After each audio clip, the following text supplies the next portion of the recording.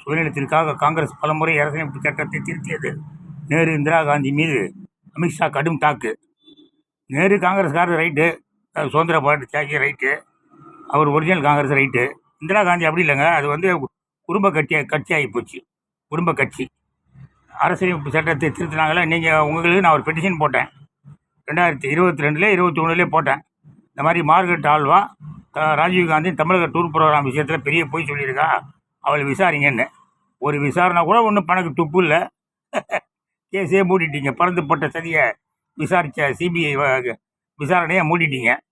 CBI போய் 2020 நாங்கள் இது வரைக்கும் ஜெயிலில் இருக்கவங்களாம் வெறும் அம்புகள் தான், நாங்கள் வில்லை தேடிக்கிட்டு இருக்கோம்னு சொன்னாங்க. நான் இது வில்லு தான், மார்கரெட் ஆல்வா தான் வில்லுன்னு பெட்டிஷன் போட்டால் அதை விசாரிக்க முடியல. இவர் அமித்ஷா மீது கடும் தாக்கம். அப்போலோ ஹாஸ்பிட்டலுக்கு வந்தீங்களே, என்ன பண்ணீங்க? ஜெயலலிதா மேடம் அப்போலோ ஹாஸ்பிட்டல் இருந்தாங்களே, நீங்கள் என்ன பண்ணீங்க? உடச்சி உள்ளே போனீங்களா? உள்ளே என்னாச்சு அப்படின்னு உள்ளே போய் பார்த்தீங்களா? வாசல் வரைக்கும் வந்துட்டு போயிட்டீங்களே சார்.